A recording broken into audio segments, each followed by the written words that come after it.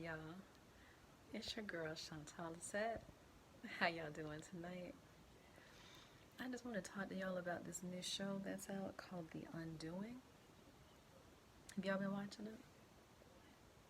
Yes, it's good. It's just, it takes a while to get into it. So let's get started. You got Nicole Kidman. She's a doctor married to a doctor. So I think she's a psychiatrist or a psychologist, but she's a doctor. She's married to a doctor. I think they have one child. And life is good. Like Drake says, Drake and Future, life is good. And so they live in, looks like the upper east side of New York. And they both have plenty of money.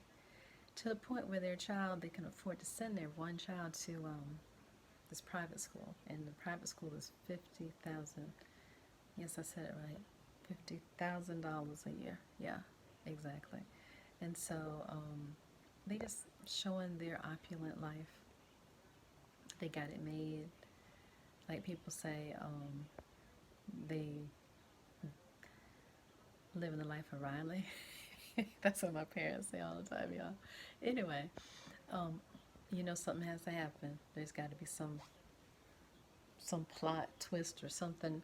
And so the plot twist is that there's this new chick, new girl, that her son attends the school, and they are middle class. Okay, they are middle class. I think they live in Queens, maybe, and she's very active or trying to be active. The mother, she's Hispanic. Her name is Elena. She's trying real hard to be active on like the board for this private school, and she feels kind of, you know, not part of the group, not part of the fold. But she's real attractive, real nice looking girl. The rest of the ladies are kind of, snobby and sedity and all this and all that. So she doesn't really feel comfortable. Nicole Kidman is the only, mother that's on this board that really goes out of, goes out to try to make Elena feel comfortable. And so that's good. That's good that she did that. Anyway, Elena turns out to be this kind of chick that has no boundaries, none. Okay, and if y'all have watched it, tell me what y'all think about that in the comments. But anyway, she has either no boundaries, y'all, or very few boundaries, because it's some scene where there's a scene where she and Nicole are in, they're at the gym, you know, trying to keep it tight and right, trying to keep their body together, their bodies right. And Elena just stands in front of her naked with no clothes on. It's like, what's up? You know, just like right there, like no, like I said, she has no boundaries. But she's a mom. Her little boy goes to school with Nicole's child, and she's got a little baby, like an arm baby, like they say. Elena is who I'm talking about. And she got a fine husband. The husband is nice looking Puerto Rican guy, black Puerto Rican. He's really cute, y'all. If, turn the Undoing at 9 o'clock on Sundays, and you'll see how cute he is, and you'll thank me later. Anyway, so Elena is doing her thing, trying to be a part of this board that's over the private school. And it's just not working. The other ladies, you know, they just kind of got their snobby ways. So at this charity dinner, scholarship dinner, whatever they have one night, the ladies are all there in their little clique, their little group doing their thing, and Elena is visibly crying and she's visibly upset. So Nicole runs into her in the ladies' room, and she tries to see what's up, try to make her feel better. And she even says, "Oh, if you need to talk, you can come talk to me for free." Because, Nicole is a psychiatrist. So after she said that, she was like, "Oh, I didn't mean it like that." Like she was saying, "I didn't mean to, shade you, and act like you couldn't afford, my prices or whatever." So anyway, Nicole was trying to be nice, and the girl was still upset, and Nicole tried, but the girl still was something's wrong. There's something going on, and you get the sense from the way the girl was crying that it has to do with something real deep, like an affair, relationship problems, relationship gone bad, somebody left somebody asked for a divorce, or somebody cheating something, right? One of the above. You get that feeling. So anyway, Elena is in a rush to leave this little charity dinner. Nicole can't leave well enough alone. She's one of those types. She can't read the room. The girl obviously wants to be, left alone. She wants to leave. She wants to go home. Nicole has to follow the girl in the elevator for some reason. She's in the elevator. Oh, if you're going home, I can let you use my husband's limousine. Me and my husband have a limousine. And of course, she calls it a car, but I think it's a limo. The girl was like, no, that's okay. I live in Brooklyn. I live in Queens, wherever. I'm good. And of course, Nicole can't leave it alone. And Nicole gonna touch the girl's wrist, y'all.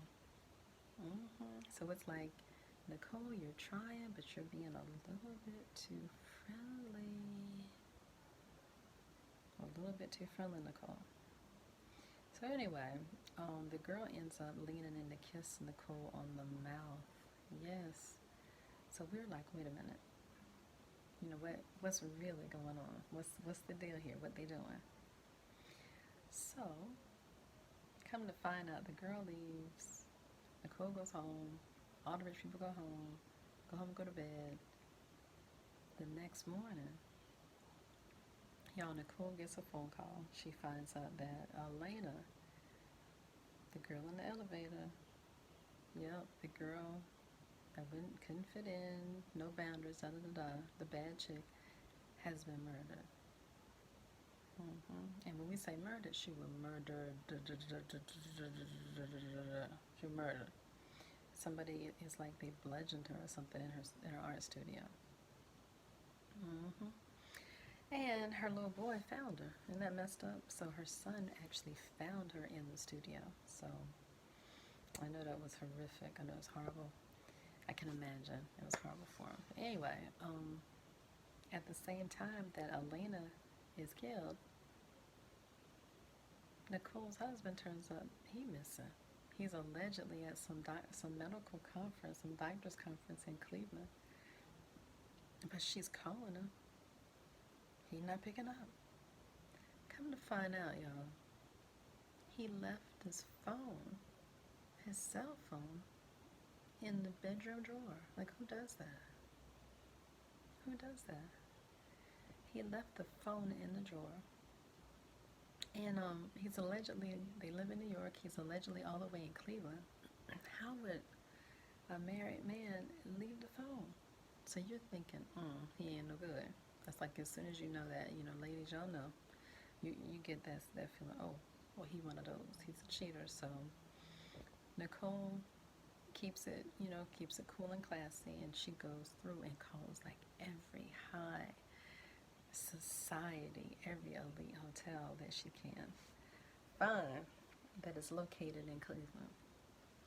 And guess what? She calls.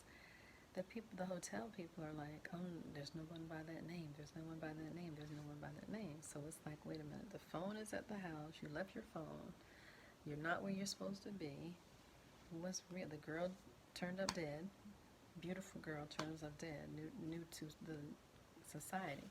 So you're thinking, okay, let's put 1 and 1 and 2 and 2 and 3 and 3 and 4 and 4 together. Something ain't adding up with this husband. So Nicole calls. Somebody's not here. Wrong. Nobody here by that name. We're sorry, but could it be another name? Blah, blah, blah, blah, blah. But she keeps calling. She relentless in this thing. She's relentless. So eventually she calls y'all one of the hotels, and they're like, hold on, he's here. They patch the call through, y'all, and another chick answers the phone in the hotel room. Yes. So I probably would have hung up or going off on the girl or start yelling or something. And if that was my husband, I probably would have. But Nicole, she keeps it classy, and she's just like, may I speak to Dr. Such and Such? So she plays it, y'all, like it's just a like it's a business call or something. So the girl hands dude the phone. He comes to the phone, and guess what?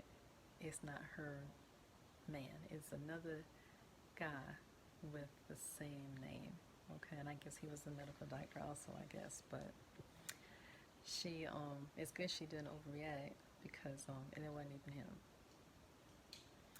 So anyway, I think it goes off. That's where it goes off, where she's calling hotels and stuff to try to find out where her man is. But like I said, it started out slow. And I must admit, the first episode was not. It didn't like first time I watched it. It didn't do anything for me. So I watched the 9 o'clock.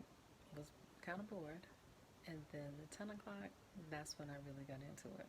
So sometimes you like. I guess you just have to watch it twice, right? But anyway, y'all, let's keep watching The Undoing. And y'all got to tell me what y'all think in the comments. Did you like it? You gonna keep watching?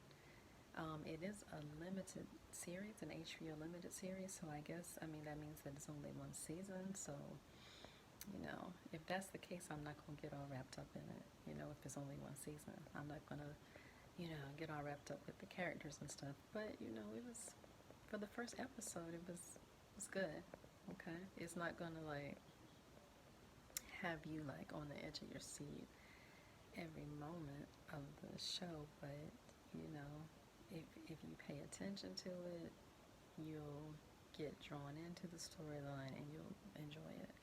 And that darn, Vivaldi Four Seasons or something, it's a classical song they play at the end of the episodes. That's nice. It's nice. I like that. Instead of like just some random music, they have a nice classical music, a classical piece playing at the end. Alright, y'all.